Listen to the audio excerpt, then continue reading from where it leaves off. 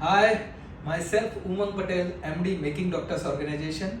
और आप लोगों ने सोचा होगा कि बहुत सारे बच्चे, स्पेसिफिकली लड़कियां, जब 10th के बाद में 12th में ग्रुप लेने का आता है, 11th में कौन सा ग्रुप रखे, ए ग्रुप रखे या बी ग्रुप रखे। उस टाइम पे सबसे बड़ा क्वेश्चन ये होता है कि अगर बी ग्रुप रख लिया तो व्हाट इज द अपॉर्चुनिटी। और वहां पे आके कई बार पेरेंट्स अटक जाते हैं कि भाई there is no big opportunity, because एक है कि सबसे ऊपर का प्रोफेशन दैट इज एमबीबीएस, और उसके बाद में लोग करते हैं कि भाई नॉन जो पैरामेडिकल प्रोग्राम्स है वो करे, उसमें क्या अपॉर्चुनिटी होगी, क्या स्कोप होगा, उसमें कैसे जॉब मिलेगा। फिर बीएससी आता है तो उसमें भी बहुत कम चांसेस होते हैं, because you have to do masters, PhD, या तो आपको टीचर्स के जॉब के लिए या तो लेक्चरर्स के जॉब के लिए बहुत सारा कुछ करना पड़ता है। तो आज हमारे पास में नबीरा गाची है जो स्पेसिफिक हमारे एमडीओ की फ्यूचर डॉक्टर है, और वो अपना ड्रीम मेकिंग डॉक्टर्स ऑर्गेनाइजेशन के थ्रू साकार करने जा रही है। तो उससे कुछ पूछते हैं और उसका एक्सपीरियंस होपफुली सभी फ्यूचर डॉक्टर्स के लिए काम में आने वाला है। Namira, welcome. Thank you sir. मेरा ये क्वेश्चन है सबसे बड़ा कि जब बच्चे को सिलेक्शन होता है कि भाई मैं कौन सा प्रोफेशन सिलेक्ट करूं या क्या करूं लाइफ में, तो उस टाइम पे व्हाट डू यू थिंक कि आपने आपके लाइफ में आपके किसी के कहने पे आपने डॉक्टर का प्रोफेशन चूज किया, या क्या था कि जिसके थ्रू आपने एमबीबीएस को क्यों चूज किया? सर एमबीबीएस का तो ऐसा है कि जब मैं छोटी थी तो मैं बहुत बीमार होती थी।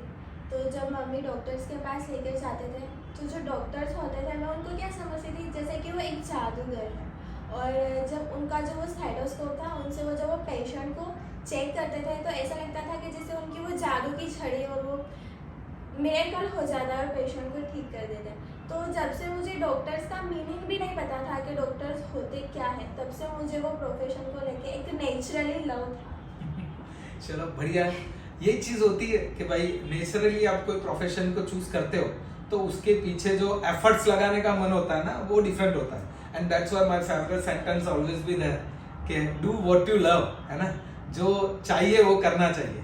वन मोर थिंग कि मैंने बहुत टाइम ऐसा सोचा कि बहुत टाइम जेंडर बायस होता है during the selection of the profession also, but जैसे मेरे को ये लगा बहुत सारे बच्चे मेरे जा रहे हैं एवरी ईयर, मोर देन 150-200 बच्चे हम लोग भेज रहे हैं। मेरे को ये जानना है कि एज अ गर्ल चाइल्ड आपको क्या लगता है what is the biggest benefits, कि क्या बेनिफिट्स ऐसे हैं कि जो एमबीबीएस प्रोफेशन चूज करने को मिलते हैं जो स्पेसिफिकली गर्ल चाइल्ड को बेनिफिट करते हैं?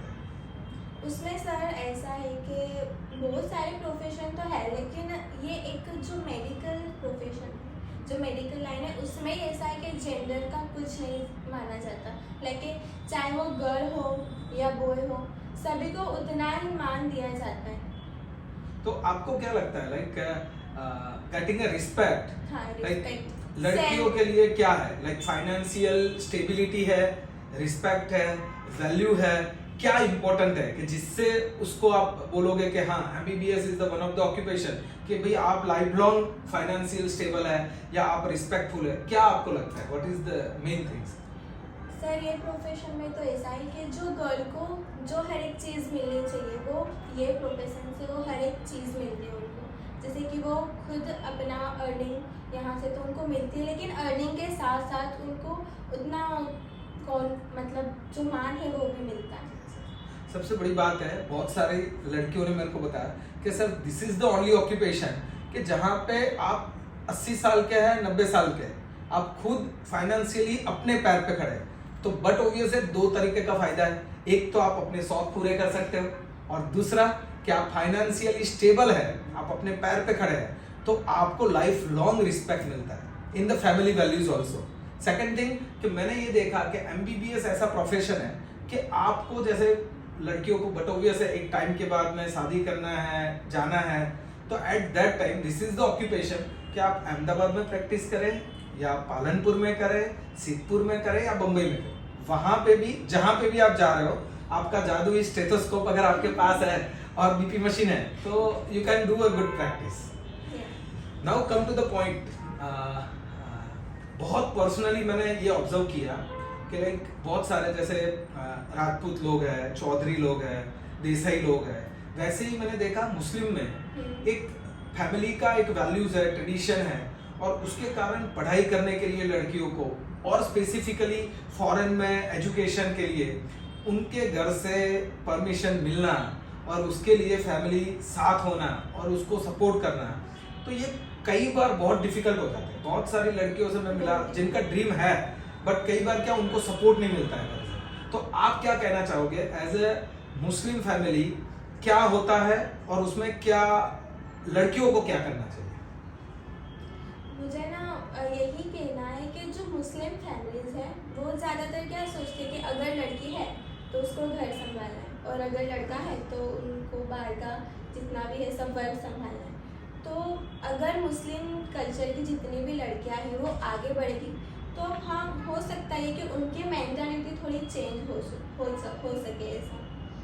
और सर, अगर जो लड़कियां हैं वो आगे बढ़ेंगी पढ़ेंगी तो ऐसा नहीं कि सिर्फ मुस्लिम ही, ऐसा ज़रूरी नहीं है कि मुस्लिम ही, काफ़ी ऐसे कल्चर हैं Yes, yes, yes. जहाँ ये सब माना जाता है। तो लड़कियां जितना आगे बढ़ेगी उतना ही ज़्यादा अच्छा है, पूरे वर्ल्ड के लिए, क्योंकि लड़की से पूरा वर्ल्ड जुड़ा हुआ ही है।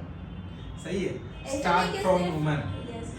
ये वर्ल्ड ऐसा है जो स्टार्ट होता है माँ से, और वहाँ ही वो एक है ना कि उसके पास में जो पावर है वो बच्चे को एजुकेशन बोलता है कि ड्यूरिंग द 7 मंथ जो प्रेगनेंसी का 9 मंथ है उसमें से जो इम्पोर्टेंट है वो ये है कि उसको क्या एजुकेशन देना है। और after birth of the child always भी बहुत सारे बाप है जो बहुत टाइम देते हैं, बट मोस्ट प्रॉब्ली ऐसा है कि वो टाइम सबसे ज़्यादा माँ से जुड़ा हुआ होता है वो बच्चा। तो उसको अगर एजुकेशन देना है, उसको अगर एक दिशा देनी है, तो वो वही माँ दिशा दे सकती है जो माँ ने अपने लाइफ में कुछ आगे करके दिखाया है। तो बट ऑब्वियसली इनकी बात को सब लोगों को सोचना चाहिए, और ऐसे जो भी फैमिलीज है जो सोचते हैं कि भाई बच्ची है तो उसको पढ़ाना क्यों, तो उनके लिए Navira is a example for that कि लाइक उनकी 5 सिस्टर है, फिर भी उनके फैमिली ने डिसाइड किया कि इसका ड्रीम है if she wants to become a doctor, तो उन्होंने एफर्ट्स लगाया। उन्होंने 2021 में भी नीट का एग्जाम दिया, 22 में भी दिया, और उनका ड्रीम था तो उन्होंने चेंज नहीं किया। तो this is what my last question कि why you do not change your dream. 2021 में जब आपको इंडिया में एमबीबीएस में एडमिशन नहीं मिला तो why you didn't select any paramedical course, आपने क्यों आपका एमबीबीएस ही पकड़ के रखा? क्योंकि सर मुझे गायनिक बनना है, और गायनिक बनने के बाद भी आगे उसके आगे ही बढ़ना है, मीन्स कि उसमें मास्टरी करनी है। और इसलिए गायनिक बना है क्योंकि सबसे मेन बात तो वो है कि हमारी फैमिली में कोई डॉक्टर है, और अगर मैं डॉक्टर बनूंगी तो आगे की जितनी भी हमारी पीढ़ी आएगी तो वो मेडिकल लाइन में ज़्यादा ग्रो हो सकेगी। This is the best example. सामाजिक लोगों के बीच में और फैमिली के बीच में she will be hopefully become the ideal person कि जहां से लोगों को मेडिकल में जाने का इंस्पिरेशन मिलेगा। तो मेरे को ये लगता है this is the best thing which I like during your interview कि I want to become ideal. तो लोग पीछे खसते हैं, हम लोग क्या करते हैं लाइफ में आइडियल किसको बनाते हैं, इन्होंने कुछ किया, बनाना चाहिए, अच्छे से अच्छा डॉक्टर है तो उनको आइडियल बनाओ, but why should not me, मेरे लाइफ के ऊपर पिक्चर क्यों नहीं बने? कब तक मैं देखूंगा सलमान, शाहरुख, आलिया भट्ट को?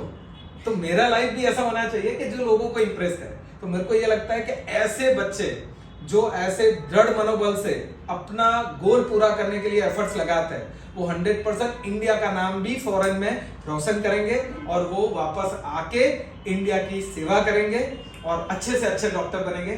तो wish you all the best from making doctors organization. Thank you sir.